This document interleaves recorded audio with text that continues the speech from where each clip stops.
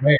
So keep in mind that first of all, the your third assignment is due Monday evening, and it concerns the material we're covering today. I know it all comes pretty fast and furious. That's the challenge with this doubly fast pace that goes with this short summer term. So, and I believe we've released the assignment one results. The TAs are working on assignment two. I'm hoping that we'll have those ready to go soon as well, so that that learning can come back in. And we're also hiring some extra TAs because there's a lot of you. We need a little more help along the way. So I'll send around an announcement once we've got that in place, because that'll affect who you'll be contacting probably. Any questions before we get rolling?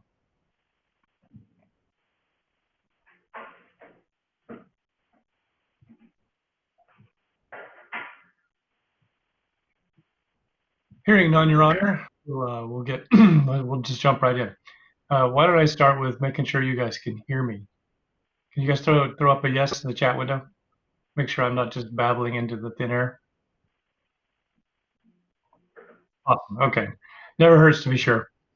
Just does not have a midterm. That is correct. It was too short to fit in a midterm, and also the online structure is not very conducive to exams. Right? It's harder to figure out exams.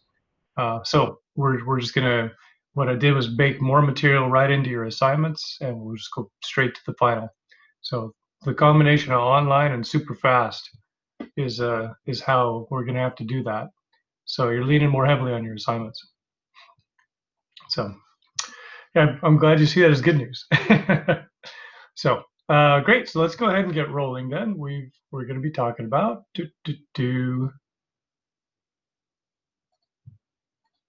We're covering material from today that comes out of chapter 6, and so it's a mix, as is so often the case. Of we're going to be learning a new technique, a new way to use a parameter, and then they go sideways and say, let's talk about mortgages. So no problem, we're going to do that, because that's all important material, and just making sure we keep the pieces straight as we go. So first of all, they've got a little ditty, another little story that I'm going to tell you about ninja loans. A ninja loan is we'll get to what a ninja loan is. A few years ago, bankers figured out that rather than lending money to people and waiting to get repaid, kind of the traditional way mortgages are done, they could actually lend money to you, but then take that loan, which is to say, and what they see in their mind as a series of future revenue, and sell it on to somebody else. What's called a mortgage-backed security, and they bundled those in a way that you weren't buying one mortgage, you were buying a whole package of people's mortgages. And so the banks were happy with that because they got it off their hands. The trick became that along the way, some of the risks associated with that got contorted.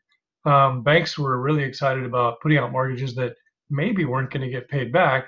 They'd package them up, sell them on to somebody else who was clueless. And that it was not a great structure in terms of a risk profile. And as the slide shows, these became known as no income, no job, no assets. So, or ninja loans. So, meaning they were loaning money to people who probably shouldn't be, they shouldn't have been loaning money to. So, not surprisingly, people began to default on those. How do the banks not lose money when they sell some mortgages? Well, like any asset, when you sell something, Hamza, when you sell something off, there's no reason you would necessarily loan money. You'd lose money. If a friend owes you $100 and you say, "I'll tell you what," you got a little IOU in your pocket, and you say to your friend, "Hey, I'll tell you what, my friend owes me $100. How about if I sell it to you for 105 or 95, whatever you think is a fair market value at that time?" But you don't necessarily lose money. Someone else might be saying, "I could use a good investment. That seems like a good investment. I'll buy that off of you."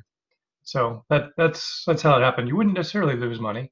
Any transaction, you can come out a little ahead or a little behind. There's uncertainty involved in that. Yeah, good question. So what started happening was then people were not making their mortgage payments and started defaulting on their loans, and that meant that those houses went into default, and the mortgage company would take them over. and that led to a huge crash in the market. This happened more in the US. In Canada, yeah, around 2008 exactly. So while this is a Canadian textbook, this is mainly a US story, for what it's worth. It was now it had implications and impacts on other markets outside of the US, but the place where that was happening was mostly the US. So let's see, did they really go anywhere else with that story? Yeah. So unlike here in Canada, there are some rules about this that actually allowed people to walk away. Yeah, this is kind of the subprime thing, exactly. They're allowed people to walk away from those houses.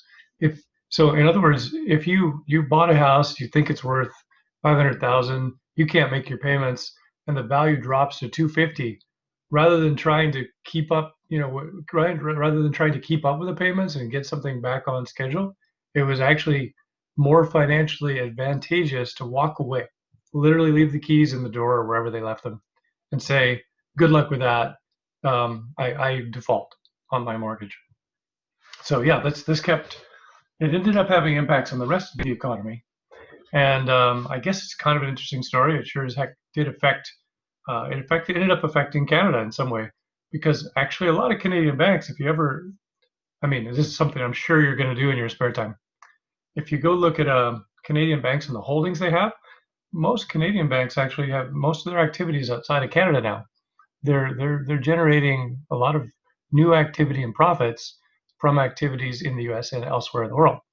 And they just go and disguise their names. So RBC is a big player in the US, and so is TD. And they don't use the old names, right? They don't call it Royal Bank of Canada because that wouldn't sell well in the US, but they're a big player. So, which is to say then that they were hit by this as well because they're involved in that economy. And it did spread through the rest. I guess the reason they're telling this story now is that we're going to be talking about mortgages, and you are very likely to encounter mortgages in your life, both personally and professionally. A mortgage is, anytime you borrow money to buy an asset and pay it back, you could call it a mortgage. We tend to refer to the term specific to when we buy real estate or a home, but it could be the term of how we manage mortgages and how we make good choices for borrowing is something that's relevant to your personal life and possibly to your professional life when if you're at a company, especially a small company, where you're trying to help out with deciding whether and how you should borrow money to make investments. So that's that. Learning objectives today. Chapter 6 is mainly about learning a new analysis method called equivalent uniform annual cost, which is a way to bake the cash flows, the way we've been talking about them, into one annual cash flow equivalent. So that's what we'll get to in a moment. To do, as I note here, this is another way to package up numbers. And sometimes it's easier to think in annual terms than in terms of totals. What we did last time was talked about present worth, net present worth. That's a way to take a whole bunch of costs and revenues you're going to experience and bring them all back to today's terms, to now, as what we call present value. This is a different way to look at it, where instead of taking all those numbers and bringing them all back to today, we spread them out over the life of the project equally to give you, which is sometimes a much more meaningful number. We're also going to throw another element in, salvage value, and then this sidebar of how mortgages work.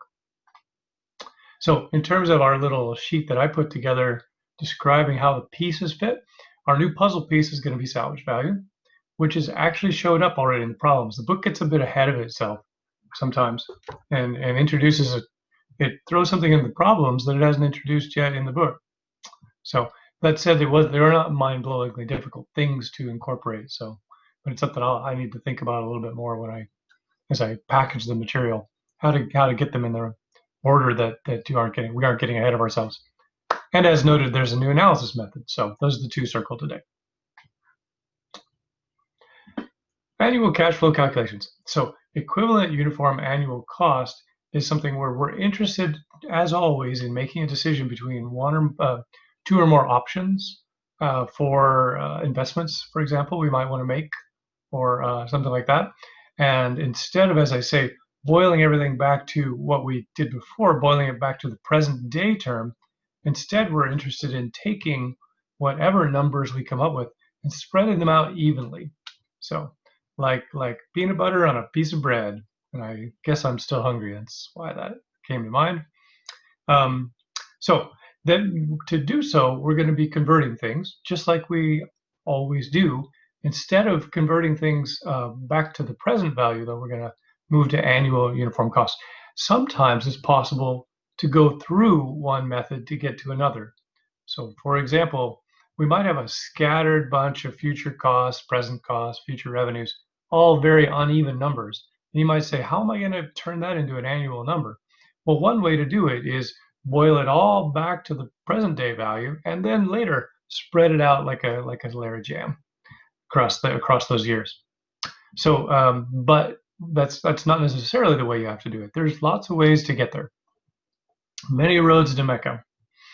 So one of the things we're going to do is then the example that this gives here shows a situation where you have some immediate cost and you can convert that into an annual equivalent, and that's the simplest way to start. We'll be starting there.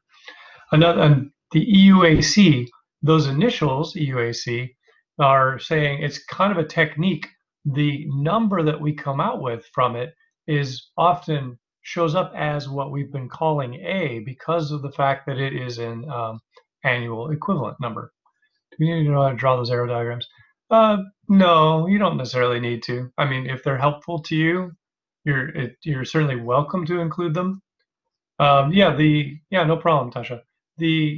Those arrow diagrams, all that is the years are shown from left to right, and the up and down arrows are money going out or money coming in. So usually the money going out is down, so that's something where you make an investment, and the money coming in are cost savings or revenues that your firm is receiving as a result of that investment. So it's just a simplistic diagram to show something that you could see easily see in a table, but maybe it helps people to see it visually sometimes. What's the annual worth factor, F? I don't know. Harsh, let's see. I don't know why they threw that in there. I don't actually see how that is part of this calculation. So, good question. This is what happens when you're working from textbook slides that you're only going through a second time. As some of you noticed, well, F does mean future value, but here we're dealing with future value. I guess it is converting from a present cost to a series of future annual costs. That's one way to think of it. This diagram, to be honest, in this exact situation isn't helping us because they haven't presented us with a problem. So I don't quite know what they're meaning to illustrate.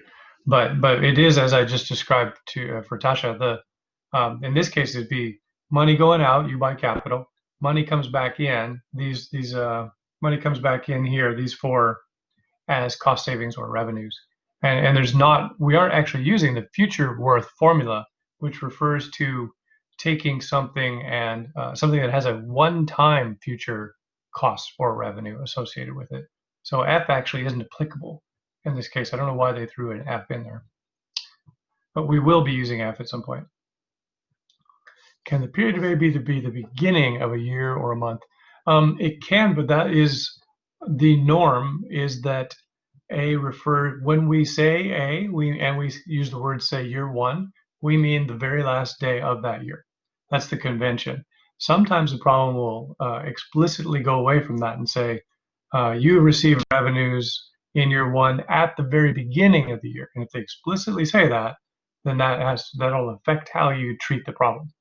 But if they don't say anything about it, assume that it's at the end of a year, or a period. I should say end of a period. The period's usually a year, but sometimes it's a month. Yeah, good question. So let's take a look at that, because I think they give the simplest of examples here to get us started. This is something where you buy $1,000 worth of furniture, you expect it to last 10 years, so your period is 10, and the length of your period is year. What would the equivalent uniform annual cost be if interest is 7%? So what they're saying is basically what would a payment plan look like that would pay the same as this $1,000 if you made 10 equal payments and you account for the fact that there's interest involved along the way. You do have to pay interest. If we didn't have interest, if we lived in a world without interest, this class would be a whole lot simpler because all you'd say is, oh, well, it's 1,000 divided by 10. It's 100 every year. We're done here, right? That's interest is what makes it all kind of tricky and complicated. Let's see, I did another question come up. Something like Homer 3, if it makes sense to have the period be something other than a year, you have to do it by EUAC. Can we do? The EUAC method is in a way too specifically named because it really is a uniform. They should call it an equivalent uniform period cost analysis because it's not always annual. So don't get too caught up on that. They've called it something that's too specific in its titling. The method works whether your period is a month or a year. Later on, can you give an explanation how calculation will be different using the beginning of the year? Yeah, well, let me do that, Tasha. So let's take a quick look at this. In fact, we can do it right here, but let's first go through the problem, which is a pretty simple one. This is, you've seen, if you recall from last lecture, we had a formula for converting from P to A, which accounts for all the interest charges that accumulate along the way, and that would lead to the simple value of 142.40 per period. You'll notice, and the difference between that and just dividing it in 10 is interest. 7% interest piles up pretty heavily, and your average annual cost is quite a bit higher than 100. So the value we get is basically the average of the overall cost. Yeah, right. That's right. So it and this is not at all uncommon as a way to. This is something you see in life all the time. This is how most mortgages work, and we'll be getting there. That you borrow a chunk of money, and then they say, okay, you're going to pay it back over so and so many periods, and you're going to make a fixed payment, and that payment has to account for all the interest that was accruing along the way. So, yeah, that's basically it. And why these are popular, why this is a real thing in life, is that lots of people don't have $1,000 up front. Well, 1,000's a dumb number, but don't have a whole chunk of money up front. You know, whatever it might be, $2 million to buy a house, but somehow can manage to scrape together the money to make the payments over time. And then for predictability, it's much better to have one number that doesn't change over time. And that's what this formula is doing for us. The implication, if we were to, if these numbers were, if they'd said this, everything starts at the beginning of the year instead of the end of the year, the normal convention, what that would mean is your first A here is shown would actually occur at year 0. So all you would need to do is shift your time frame to be from 0 to 9. So these 10 A's would occur over periods 0 to 9. And that's because midnight on December 31st, year 0, looks a lot like, 1201 January 1st, year 1. So when they tell you it happens right away at the start of a new year, then that's as good as saying it's really a year 0 saving or payment. So that's all you would need to do in that kind of a situation, is shift your numbering to reflect that. And you can do that in the Excel exercises as well very easily. So I think in this exact case, then that would probably mean you'd still use the same formula. It's still 7%, but you'd basically run it on a 9-year cycle, and then you would add in that initial. You'd have to account. I think that's what you do. Yeah. What you'd have to do is adjust for the fact that your first payment was outside of the interest window. It'd be like you're borrowing $1,000 and you pay back $900 instantly, and then the remaining $900 would get run over 9 periods. That's how I would do that. Yeah, I think you'd subtract the first payment, Tyler, not the last. I mean, in that everything gets bumped up one. I guess that last payment disappears or gets shuffled all the way to the front. And because you borrowed the money on December 31st and then somehow made your first payment that very same day, that meant that on net, you weren't really borrowing 1,000, you were borrowing 900. And that would be repaid over 9 years. So this kind of a chart can be helpful just in terms of mapping that out and understanding how shifting things from the front to the end of the period might adjust that. Hey, welcome. Okay, so let's boil on. There's this other little piece that we're going to talk about then. That is salvage value. A salvage value refers to the remaining value of an asset at the end of its life. So why would we care? Well, if you were looking at buying two machines that could do a job for you and they cost the same and everything else was the same, interest rate, life of the asset, but one of them, for whatever reason, was likely to have more value at the end of its life. I mean, maybe it's just made of better material or who knows what. Um, you'd rather have that asset because that at the end of that asset's life, you can sell it. That's the idea of a salvage value. And if you can sell it, that's more revenue at the end of the that can be included in your analysis. That's going to show up as a future value because it's a one-time, in this case, revenue when you sell it, and you're going to want to probably convert it back to a present value or to an equivalent annual value. So that's what a salvage value is. You do need to include it no matter which of the methods we're talking about. That would be true if we're doing net present worth. It'd be true if we're doing this technique today, and it's going to be true for future methods we learn. Is salvage value the same as a future worth? Salvage value is a specific example of future worth, is what it is. Future worth just refers to any one-time occurrence of a future revenue or cost. When we use the letter F, we mean a one-time occurrence of a future revenue or cost. This is one specific example of how that could occur, which is when you sell off your asset when it's done. So there are many examples of costs or revenues that might occur one time only in the future, and then we would use the letter F to represent those. Does that help?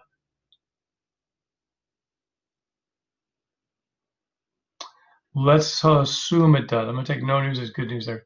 From you, Gagan. I'm not sure how to say your name. Okay, cool. Okay, so when a salvage value does exist, it should be intuitive that getting that thing that's worth something at the end is going to lower your overall annual cost, because it's another piece in the positive, so which would mean that your overall costs are going down.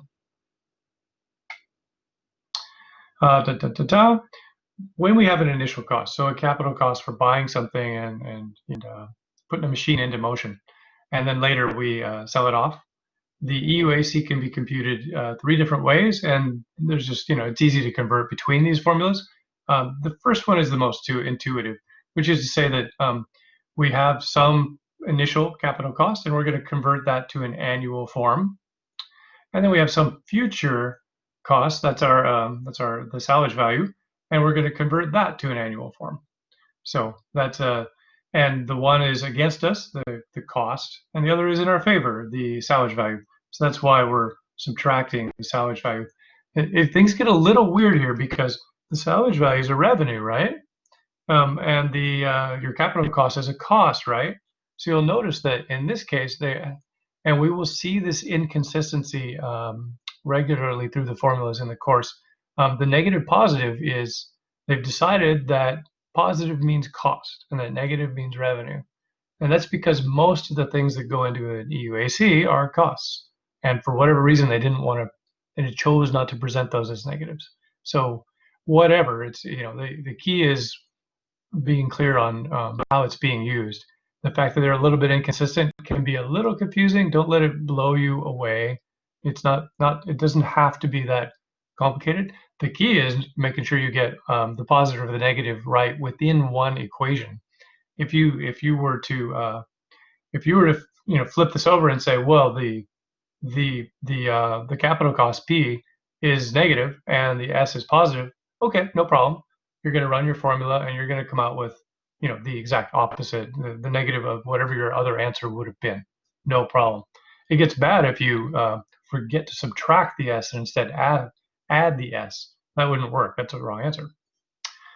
These other 2 formulas are simple ways of converting those to similar other functional forms. So if for whatever reason you find those easier, or the data comes in a form where it's easier to use that, then awesome. That last formula, for example, means that instead of having to go dig up the F to A conversion formula, it's already been converted so that everything is in a P to A conversion form. And so, okay, maybe that makes life just a little bit simpler for you in terms of which formula to use, but they are equivalents. There is, not surprisingly, a direct relationship between all the costs being boiled into its present worth, P, using the technique we learned last time, and the equivalent uniform cost. That's because we already know we have a formula that can go from P to A or vice versa. And a UAC is an example of an A, and a present worth is an example of a P. So we can easily go back and forth between these. Now, and not surprisingly, when you spend more money, your costs go up. That's an amazing, intuitive, and insightful bullet. Bullet number 2 for you. When you make more money, when your revenues go up, that drives down your overall costs.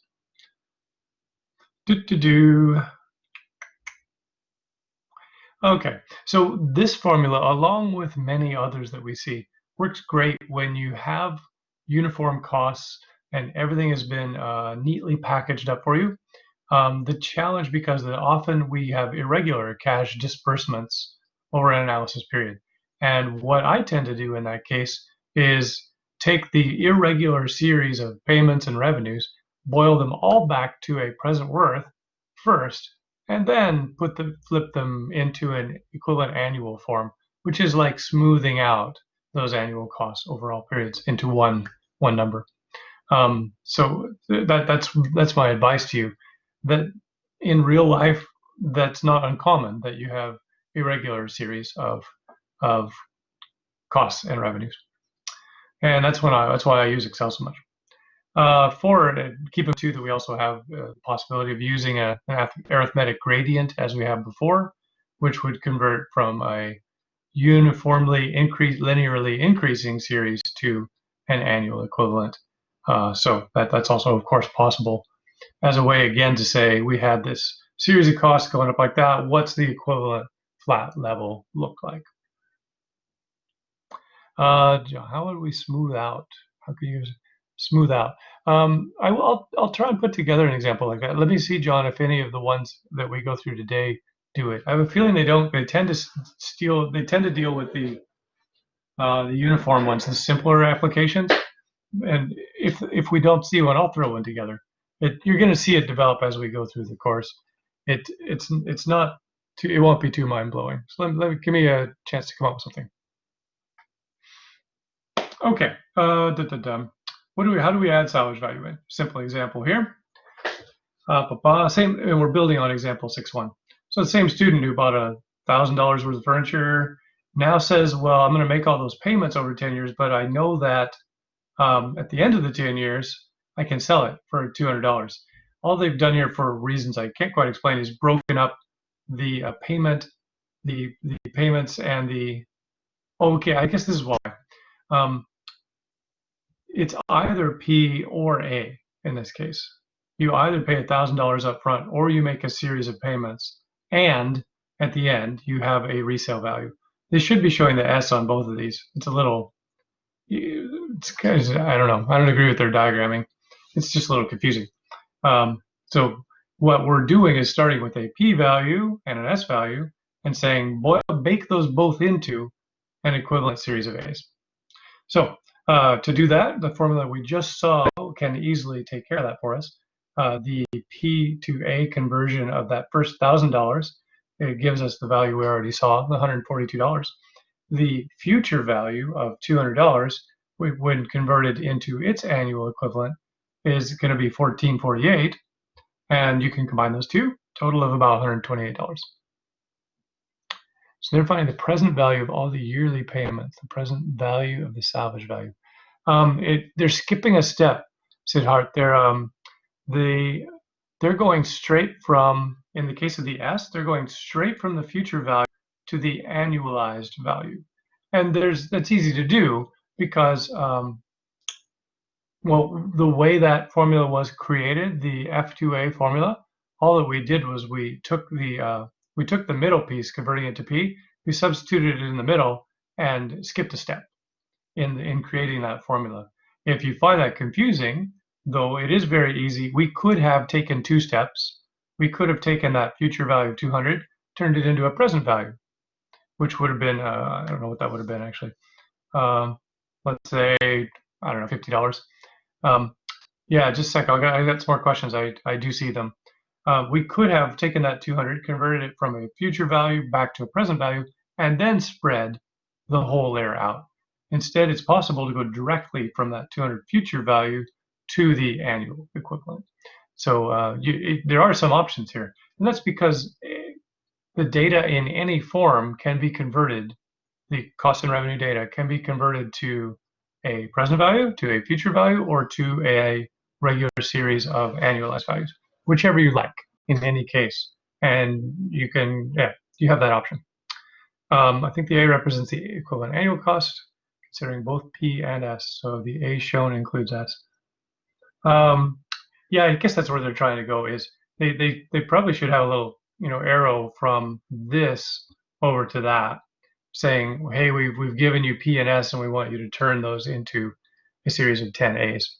That's maybe the only thing they could have done. I guess they did that with the equal sign, so it's not as confusing as it seems. Could you tell us what the PMT formula is? Yeah, they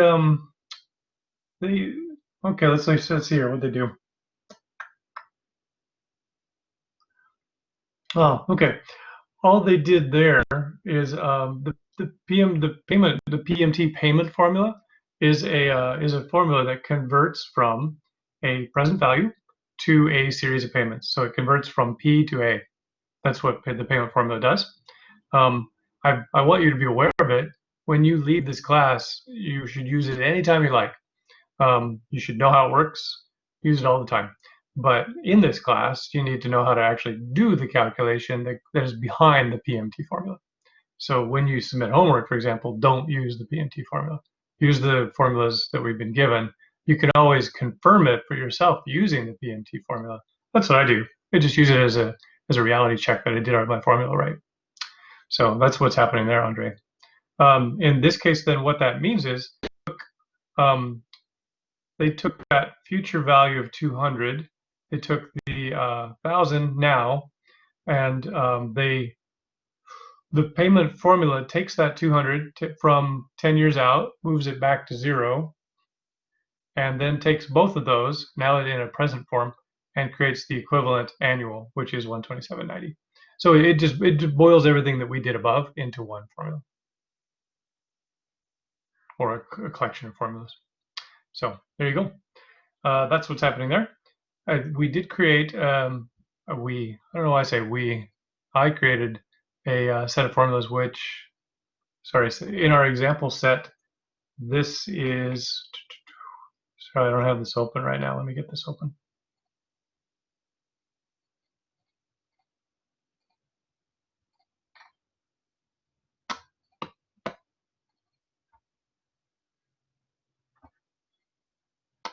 I think we're on 6.1. I think is it this one? Yeah, it's this one. This is if you pull down a copy of this, which I think I need to update because I made a couple corrections on a couple of the past problems. This is the same example we're just looking at now. The formula in the textbook as applied, and how you can use Excel to get at the same thing if you really want. In this case, the technique in Excel is a bit awkward because you have to use goal-seek to achieve your result, which is fine. It's not, but I wouldn't say Excel gets you way ahead on this simple of a problem. You can't just plug these things right into the formulas and get where you need to be.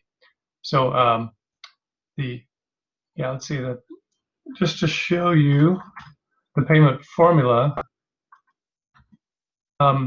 The payment formula asks for a rate, number of periods, the present value, which is usually the only thing included, and any possible future values like a salvage value, and it bakes it all together. So I think if we did it right here, we would find that the rate is 7%, number of periods is 10, the present value is that, and the future value is this. I don't know if it's going to like the negative sign. Yeah, it did. It's perfectly happy. It wanted the negative sign in there, in fact. It needed to reflect the fact that one of those was in our favor and one was against us. So because I put it in as the book did, as $1,000 being positive and the 200 as being negative, it shows it as a net negative, and that's the result of our formula.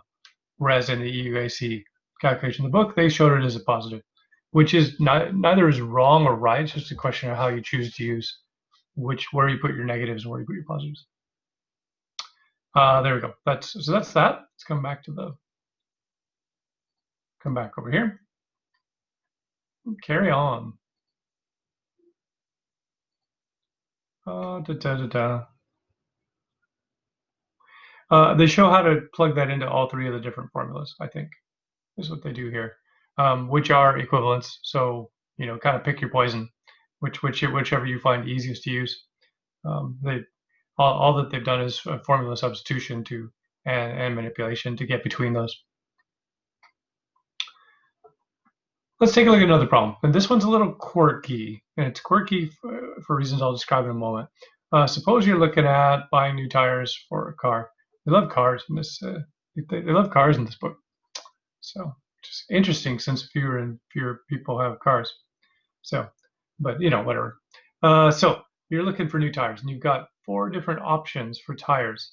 You could buy some cheapo tires, or tires that'll last a little longer, and the price goes up with the tires that last longer. So 12, 24, 36, 48 month expected life, 4 different prices, and they give you an interest rate.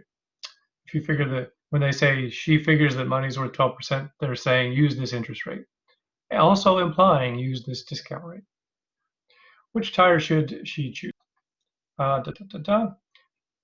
Once again, we're going to be using we're looking for an annual equivalent to make these comparable. And so the formula we see here, when we say EUAC, you'll notice that all we did was we just replaced the A with EUAC. So EUAC is one kind of application of the formula for converting from P, a present value cost, to A. So the equivalent for a 12-month tire would be, all we're doing is applying that formula, and it would be, it turns out to be $34.66. Now, if you'll notice that the original cost of that tire was $30.95. So if I were you, I'd be saying, how could I bought the tire? I only bought it once. I bought the tires. I only bought it once. How could the equivalent annual cost be higher than what I paid? That seems totally weird, and that would be a good observation. What's happened here? Just going to see if I can get back to what's happened here is it's a funky little assumption that the formula makes. You know how we talked about that it's at the end of the period. So the weird thing is, it's like they're assuming, in this case, you get your tires again on January 1st, but you don't actually have to pay for them until the end of the year, because remember, payments all occur at the end of the year, but they're making you pay interest on that loan. So that's why the number goes up from $30.95 to $34.66. So that's basically the 1 year of adjustment that goes on with the interest. Now, that same concept applies to the others. So it's a weird little wrinkle that's implied in the formula that you're gonna, and it has to do with the fact that you don't make your payment till the end of the year. It's not the way anyone really buys tires. There are places that'll sell you a car where they say, no payments until 2022 or whatever. That's kind of a form of this. But whether they charge interest or not is another matter. In any case, it's important to note that if you're confused by this formula, that's what's going down.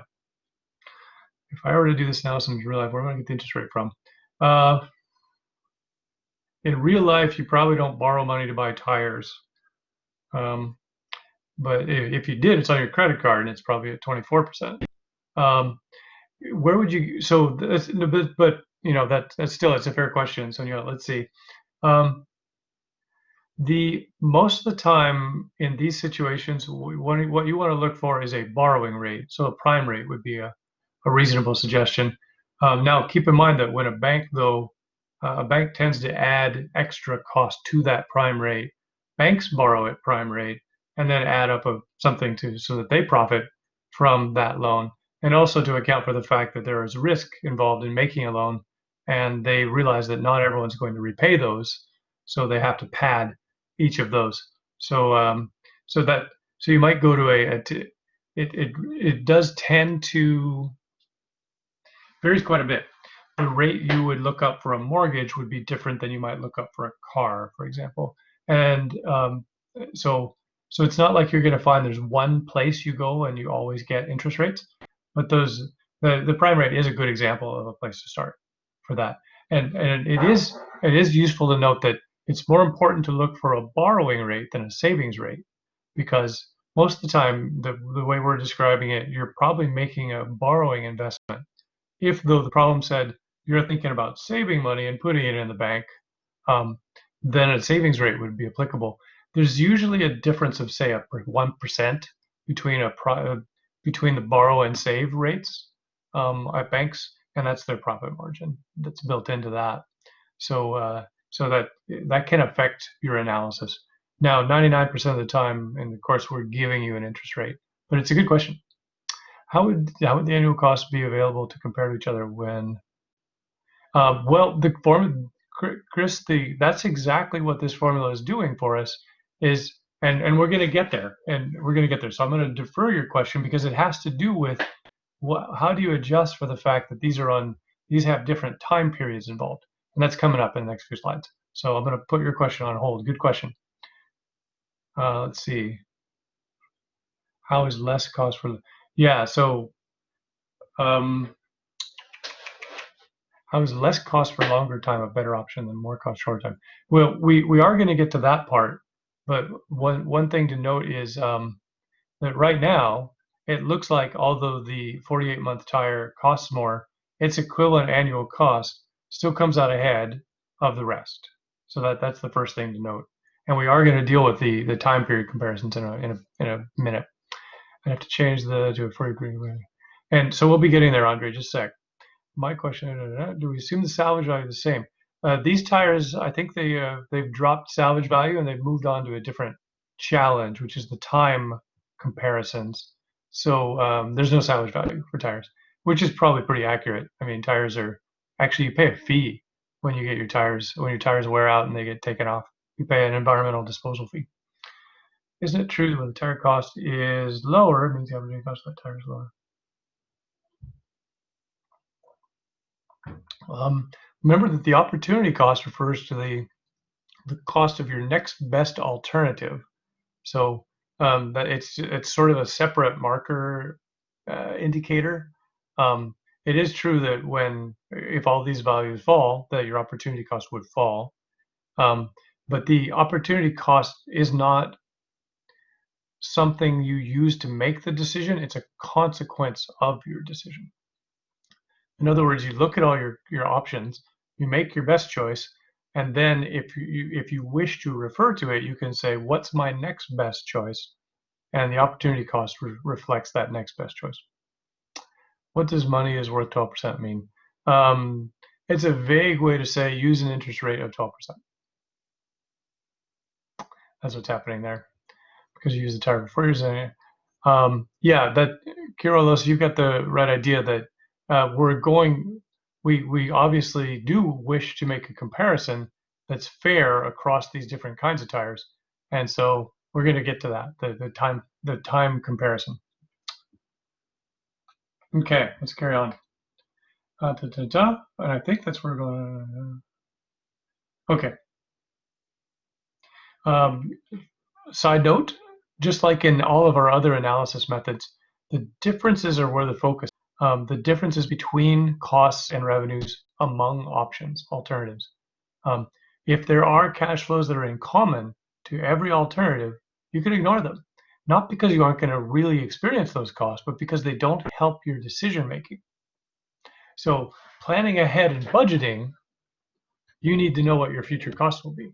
Making a decision among options, costs that are in common can be ignored. If two strategies are, okay, so there you go. If two strategies both yield the same benefits, therefore, we can choose just on the basis of cost. And the opposite is also true.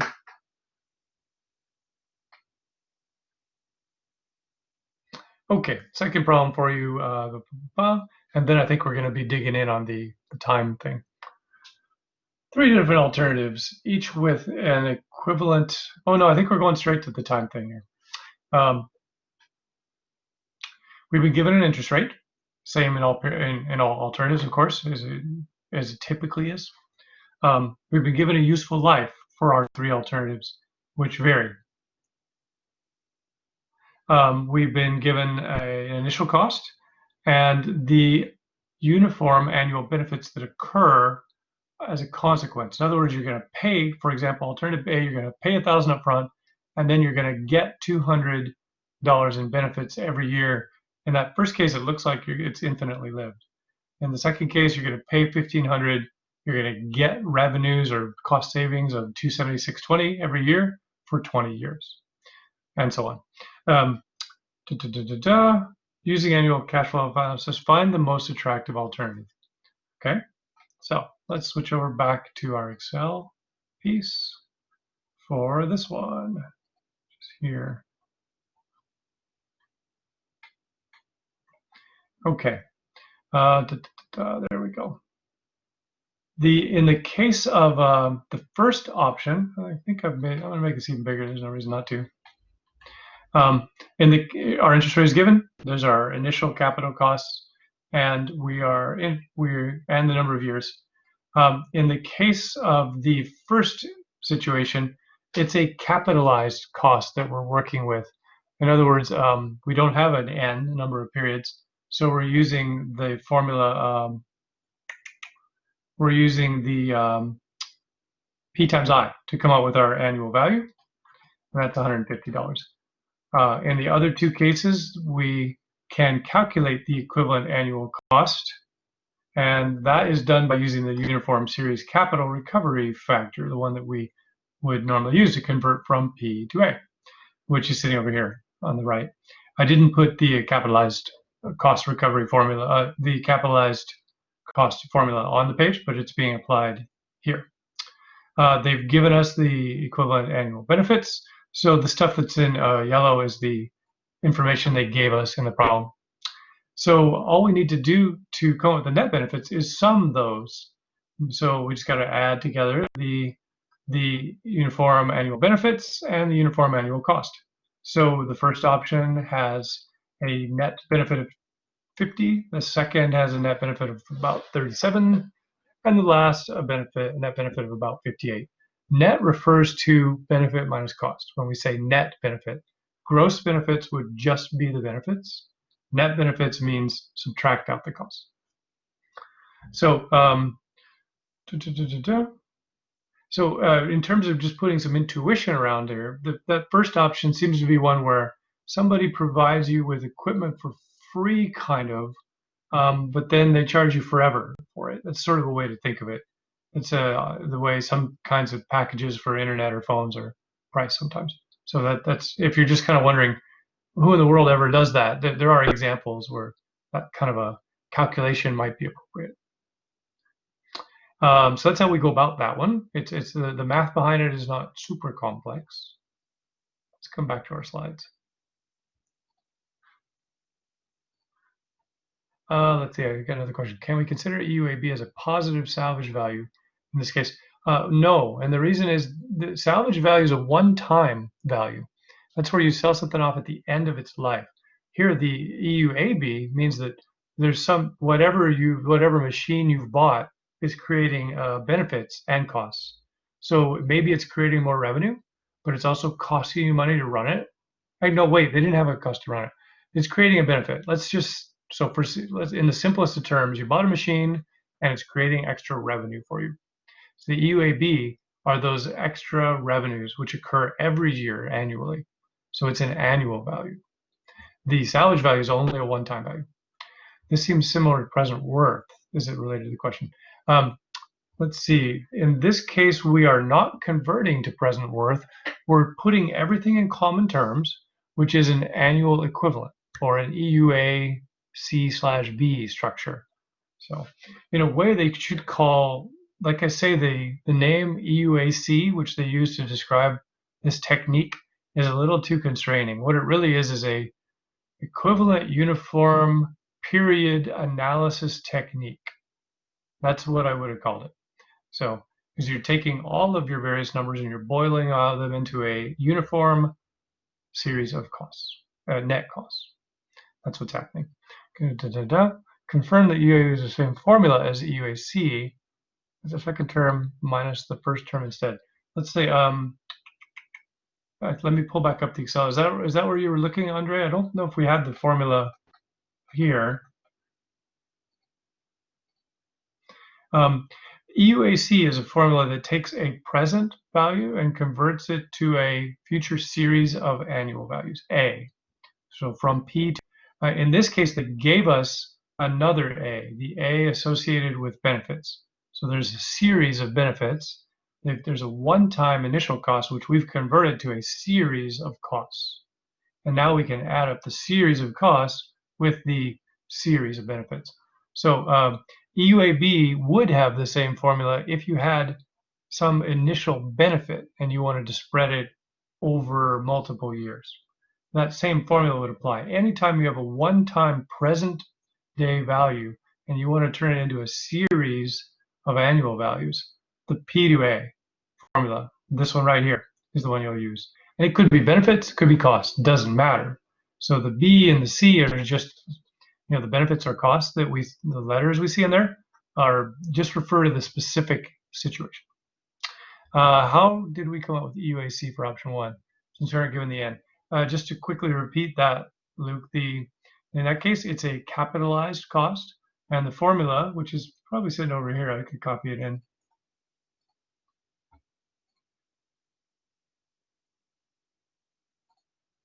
Isn't that where I went?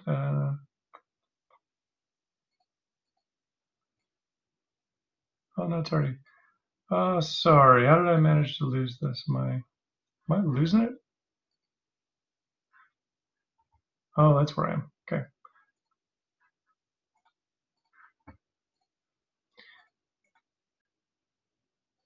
There's your formula right there. So when we have an infinite series, we use this formula, and we have a P, we have an I. So P times I equals A. That's all we had to do in that situation.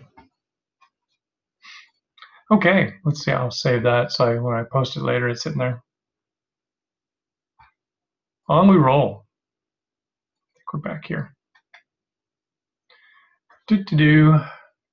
Okay, here's that same set of calculations done out as formulas that we just looked at. So C is your best option. Now we come to analysis period. Okay, alternatives often have, if alternatives have equal lives, then no problem, right? Easy peasy. The analysis period would be based on the same lifetime, but often alternatives have different lives, unequal lives. If they're unequal, then the analysis period should be based on that. The beauty to the EUAC method is that you don't have to make a correction, which is pretty wild. I think, and I'm going to show you why that's the case. Before, what we had to do was come up with some lowest common multiple to make that happen. But one of the EUAC is really elegant because you don't have to bother. You're good to go with that number. And the reason is that the multiples of a service life are just as good as one service life.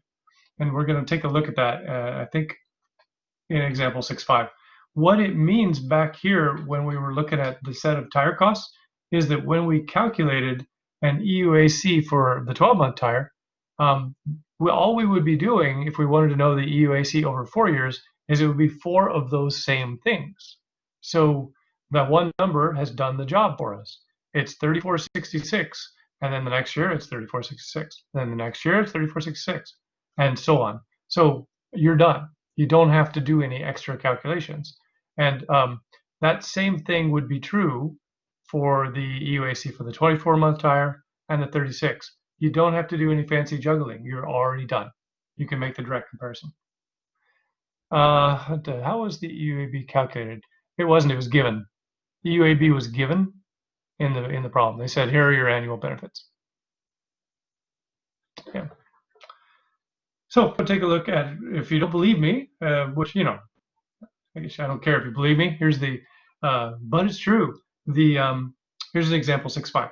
They give us two different pumps with an initial cost, a salvage value. They go ahead and throw that in, and two different useful lives. Let's come back to Excel and take a look at those.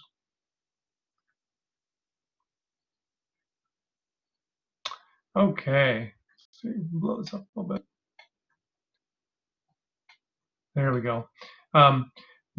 So there again in yellow is the data they've given us to start the problem.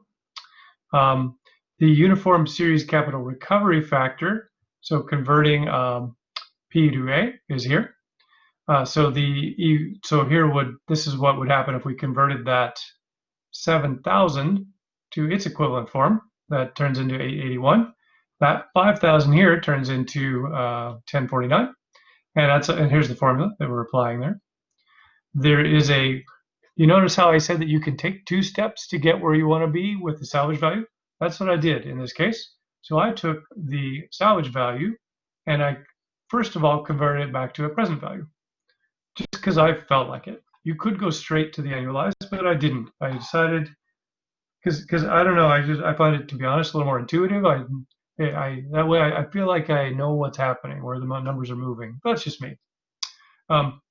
So they converted each of those salvage values to its present equivalent, and then I converted from that new P value to an A value, the equivalent EUAC of those salvage values.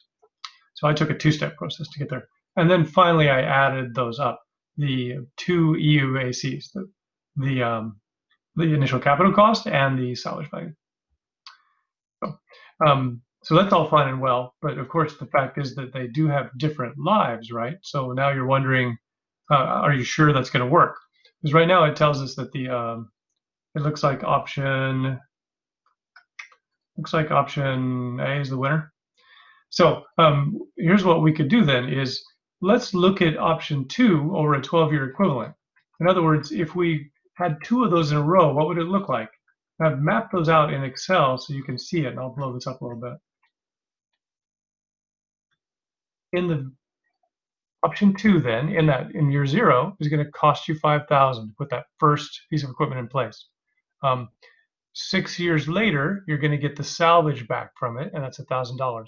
But you're also buying a new piece, one, because you got to cover 12 years now, and 6 years later, in year 12, you're going to get the salvage back for that one. So if I wanted to calculate the present worth of each of these series of irregular, I will note, calculations, the way that we're going to do that is convert them to a present value.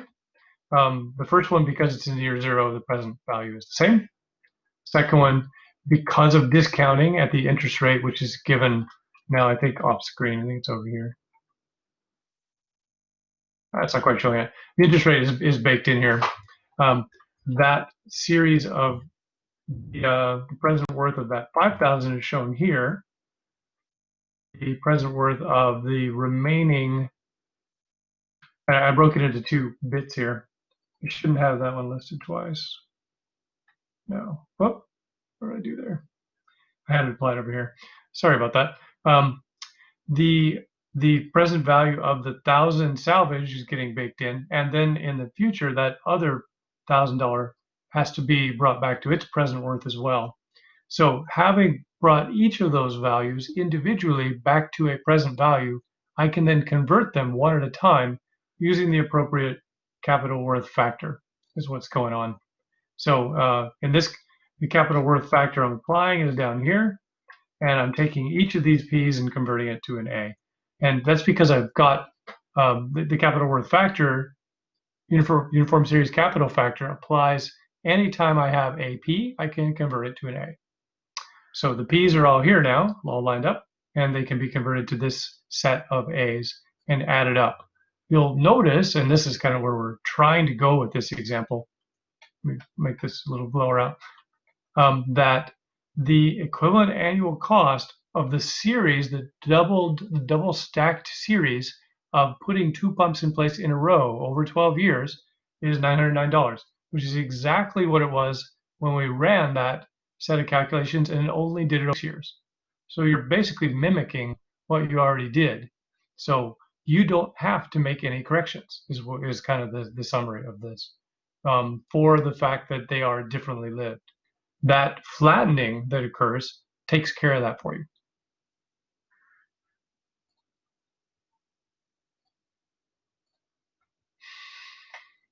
Here's their math on that, just so you're aware. I think that's, oh, sorry, that's a 6-6.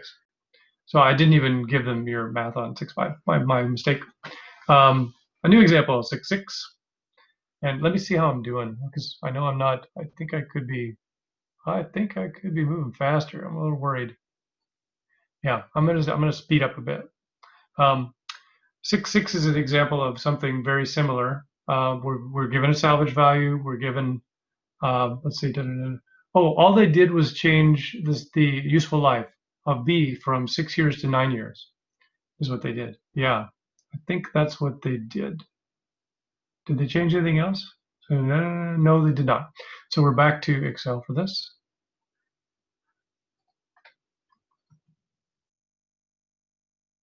Okay, there we go. When we looking to see what's happened here.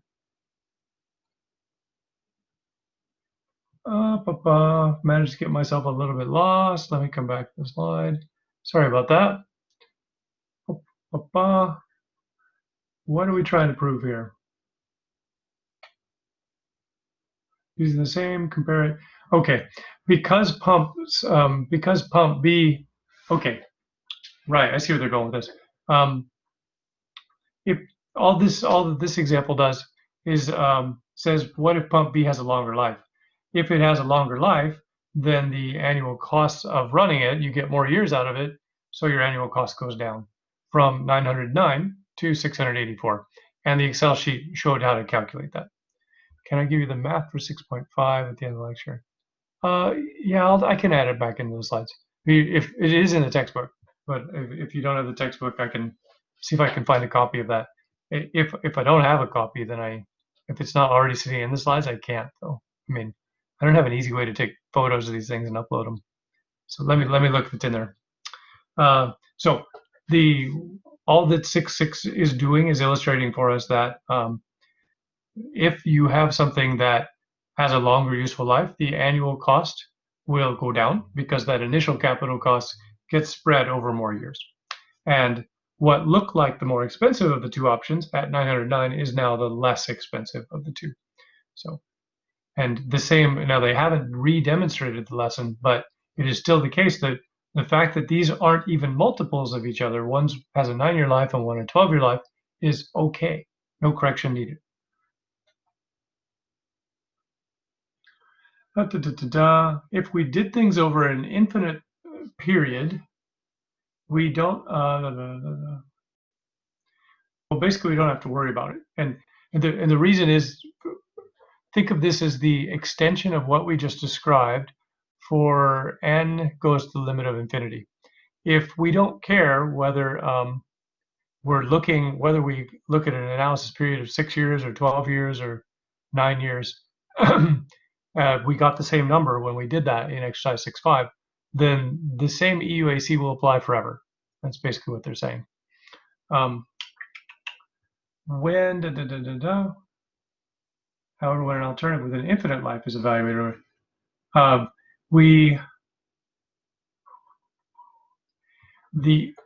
remember in our first example of 6.5 how we had something that was infinitely lived and we calculated that cost as P times I? That's the capitalized cost.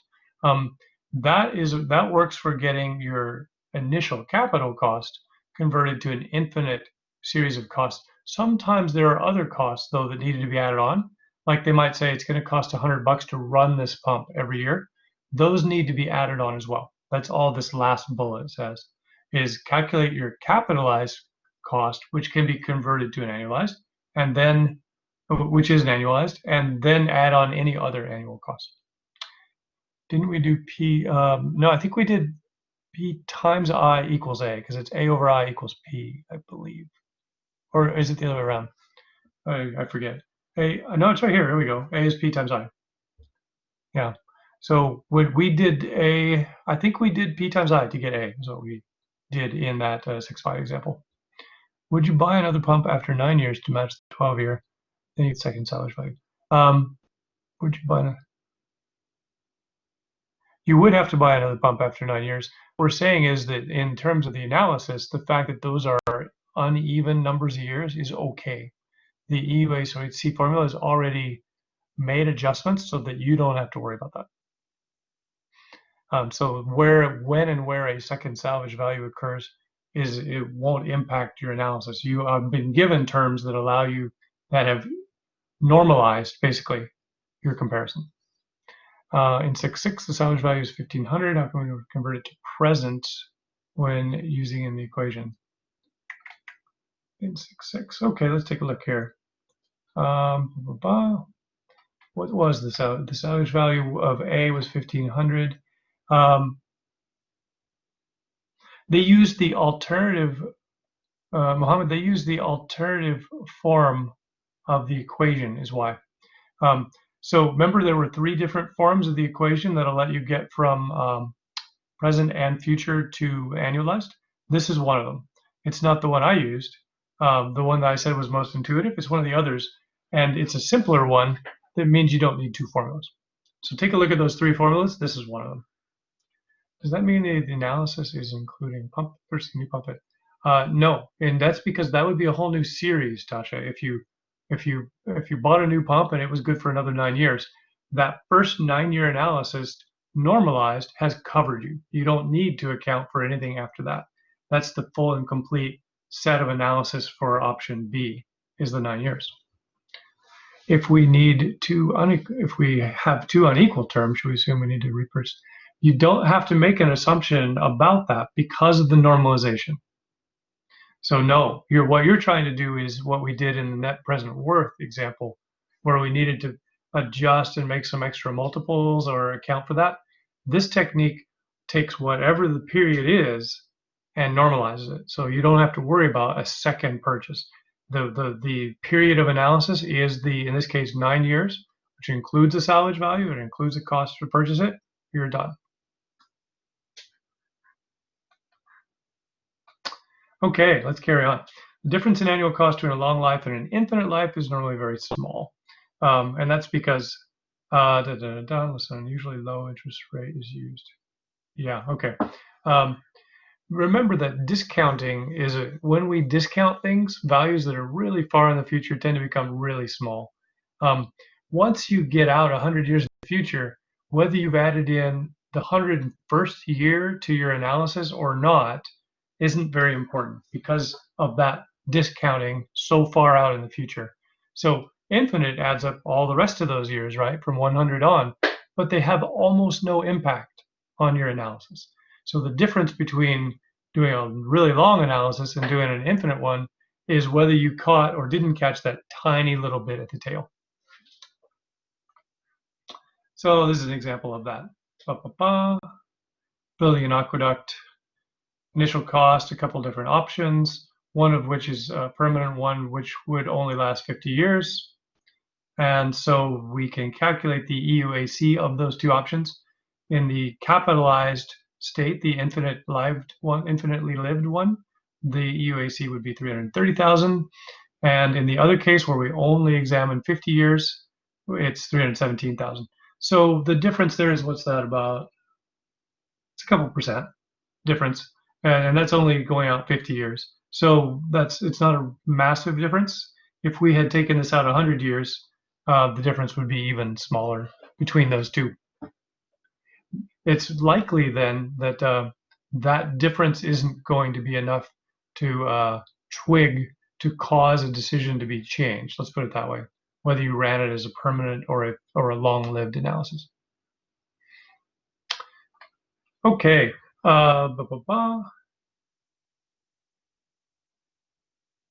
Do keep in mind that the analysis period in a particular problem can vary.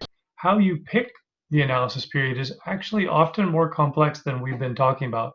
We've described it as if there was this perfect world where all you're buying is a pump, and you're pretty sure how long that pump's going to last. And that's true if you're only buying a pump. And it's a pump that's been around for a while, and people kind of know when they burn out. it gets harder when you're doing a larger project where with a lot of moving parts. You know, suppose you're talking about building an entire heat recovery facility that has heat exchangers, heat pumps, other electrical equipment. What's the appropriate life of the facility of the? It becomes harder. It's not obvious. It's not like you just get one little number. So you have to pick a number, and often you'll pick something that's like the largest, most expensive piece of equipment and its expected life, but it's not going to be. It's not as easy. Yeah, no kidding. It'd be nice if estimating was. Yeah, it's definitely these are building blocks, techniques. Simple, oversimplified things that help us along the way. When we calculate EUAC, are we using the capitalized cost equation for infinite and finite? No, you only use the capitalized cost equation for infinitely lived time periods, and you use the other one if you have something with where the period is known. Yeah. Sorry, I just realized I don't have my volume on. If you guys have been talking, I'm not hearing you. I'm just keeping an eye on the chat window. Apologies for that. If any of you have been trying to talk and you're like, why is he ignoring me? I didn't have my volume on. Sorry. Okay. Da, da, da, da, da. Make sure you include all the relevant items. That seems obvious, but it can be very important. And we'll deal with examples of that later in the course. Turning the page. Mental, well, not too wildly, because actually a bunch of the calculations we've been doing are in this space. Yeah, no problem, Siddharth. Are in this space. But now we're going to focus on mortgages. Apparently, mortgage is a legal document, technically speaking. It probably means something like I lend you money and you pay me back over a certain period with certain interest rate assumptions, blah, blah. But we tend to use it when we buy land or a house.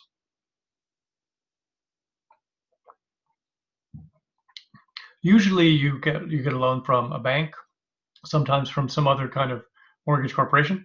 And if you don't make your payments long enough, they can take your house or property and sell it to cover their debts. So, make your payments. I mean, that's if you can, which currently actually a lot of debate in the newspapers about whether in this huge crisis of a time, people are going to be able to keep up all their payments because lots of people are out of work and it's hard. It's not like everybody's sitting around with tens of thousands of spare dollars on their hands. So, so here's what a mortgage is. It outlines the terms for how much you borrowed, what rate you're going to pay, when you're going to pay, how often you're going to pay, when the mortgage ends. And there's other things about prepayment options and penalties if you don't make payments and things like that. That's all that stuff gets boiled into a mortgage document. That's usually the ones I've signed maybe 12 pages long. They're not super long. And the core information might be in 2 or 3 pages. Amortization is the process of paying off debt over time. So we often borrow when we make a capital purchase in an organization. We often amortize that debt. That's the word we use, meaning that we don't actually throw all the cash on the table up front. We borrow the money from somebody and pay that off over time, so that our actual cash flow payments look like a series of mortgage payments, not a one-time payment, because you don't necessarily have all that money right up front. It does assume that the interest rate doesn't change, and it assumes that the payments are made on time, and it assumes no additional payments, although you are often allowed to make extra payments. But the schedule of payments doesn't know that. It just starts out with payments you have to make. Amortization periods are typically 5 to 40 years long. In Canada, the norm's probably to 20 to 25. In the US, it's more like 15 or 30. It's also another little wrinkle on this is that in Canada, usually when you make a mortgage, you readjust the mortgage every few years. Whereas in the US, when you borrow money, if you borrow it for 30 years, you set up a 30-year schedule. You can always tear it up and start over, which is to say you can renegotiate your mortgage, but you don't just end it. Whereas here they come in little clips, which is quite different. The term is the period under which you're going to be making payments. doesn't mean you pay off the whole thing in that term. It just means for, say, the next 5 years, here's how I'm going to go about paying off my debt, part of my debt. Does that mean you're getting better terms in most markets? Um, Not necessarily. Sometimes, uh, because I know people who've gotten into a 30-year mortgage during periods when when interest rates were really low, and they just lock it in. They're covered forever. Whereas the longest you can lock things in, and if you try and lock things in Canada, they make you pay heavily for it. So you tend to get amazing rates, but for shorter periods. Yeah, yeah. So it does really depend on the instance. I don't think there's a clear winner or loser out of that. But, well, the clear winner is the banks. You can be sure they set up terms that means that they don't get burned. That's kind of how they work, right? It's in their interest to make sure they make a profit. And so there's trade-offs between the two, but I wouldn't say there's a clear winner in one or the other. So at the end of a term, you would renew your mortgage, and you might get a different rate, and you might get a different term if you wish. The interest rates themselves that are stated are usually annual and nominal. So they'll say, we're going to charge you 12% a year, but that's not adjusted for the compounding that might occur because you probably will be making payments monthly, not annually. I made up the 12% number. That's not a common number these days. I think well, we'll see some charts in a sec. An amortization schedule includes how much your loan payment will be, the interest and the principal paid on that, and the remaining balance that's due. In any particular period, the interest paid is the interest rate that you're paying times the remaining balance. So what this tends to mean is that, and then the rest of your payment goes against the principal. The principal means the big block of the money you owe, and so you're the one you're trying to pay down. And so once you take that principal and you say, well, I paid off, I don't know, I borrowed 1,000, and yeah, I'm going to pay 100 every month, but the first chunk of that is interest, and whatever's left goes as payment against that 1,000, and it knocks it down, and you end up, and that reduces your balance owed. We'll see a couple examples. Oh, well, we'll see examples right away. In 6.9, they give a simple example of this. You're borrowing $2,400. They've told you that the interest rate is 6% per year nominal. So, but because you're making payments monthly, that means that your actual relevant interest rate is 0.5% per month. Can you explain what amortization is? Amortization is the process of paying over a debt off over time in the form that we're describing. So that's what amortization is.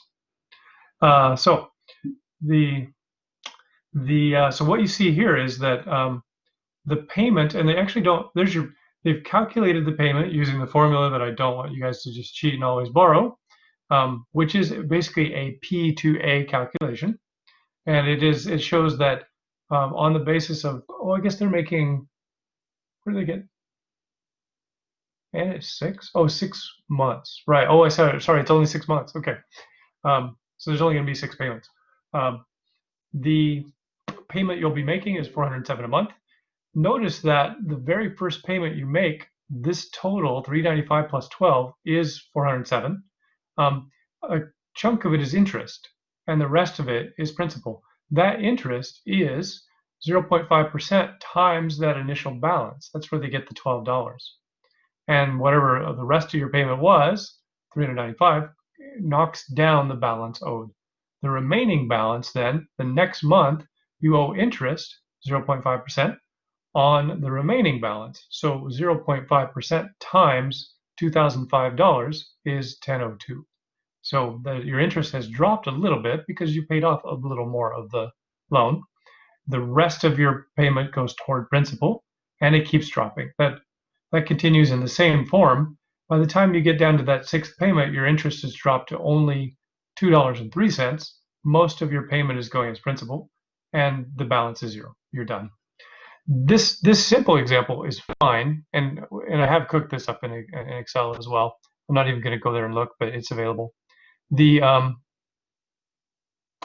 in a real mortgage, what is not uncommon is that your interest rate would be your interest payments, of course, are much higher, and in many markets they are a much larger proportion of your loan because you're borrowing so much money right away.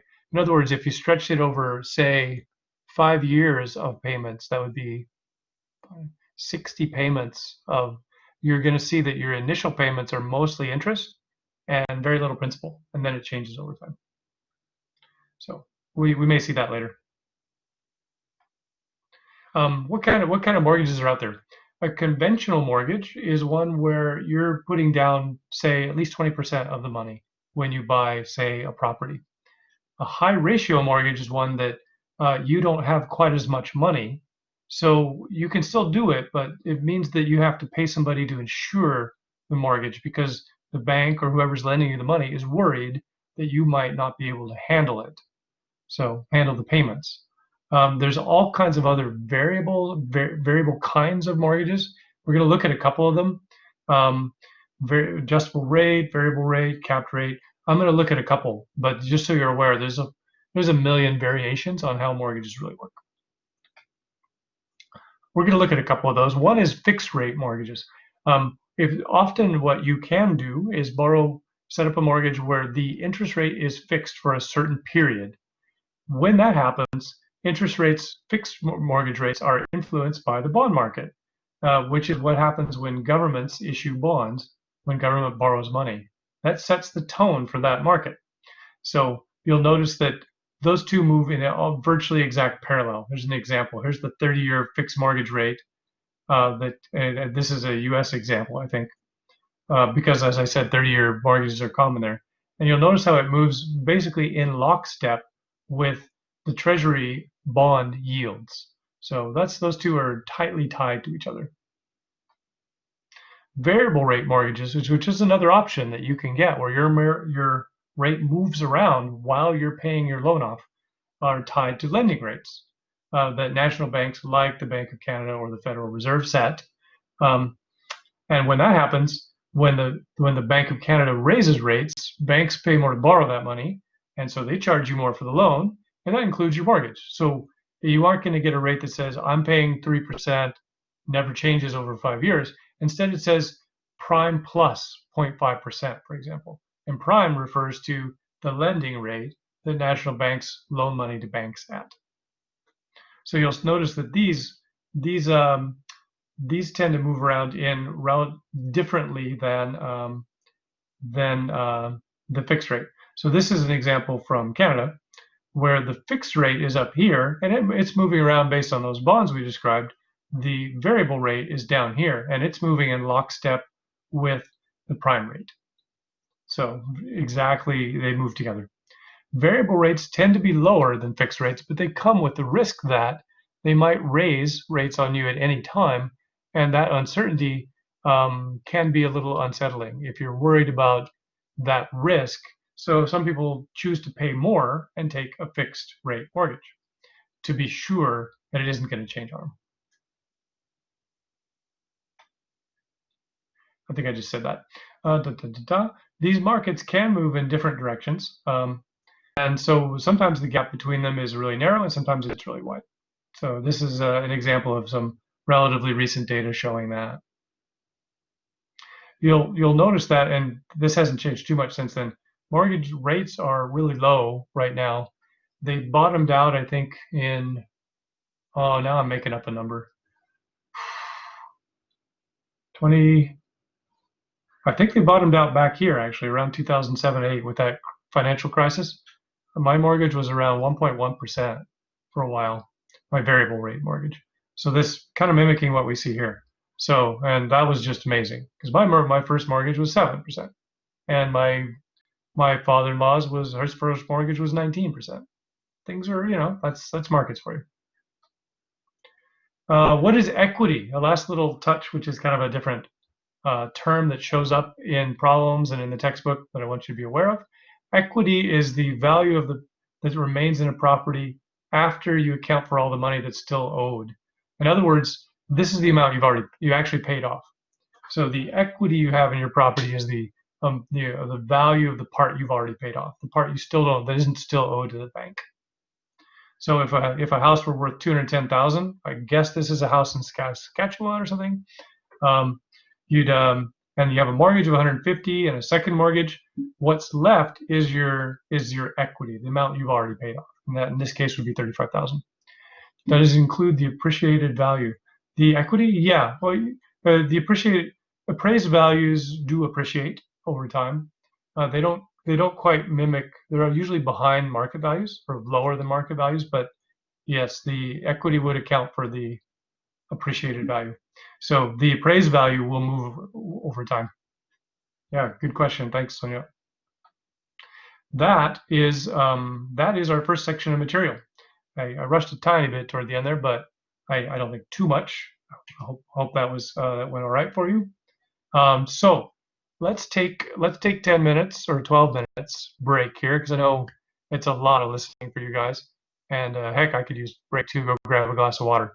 So when we come back, we're going to jump into, I think, lecture 6, which is chapter 7, and carry on. So thank you very much. We'll see you guys in a couple of minutes. And I'll just race upstairs and grab a glass of water. Okay.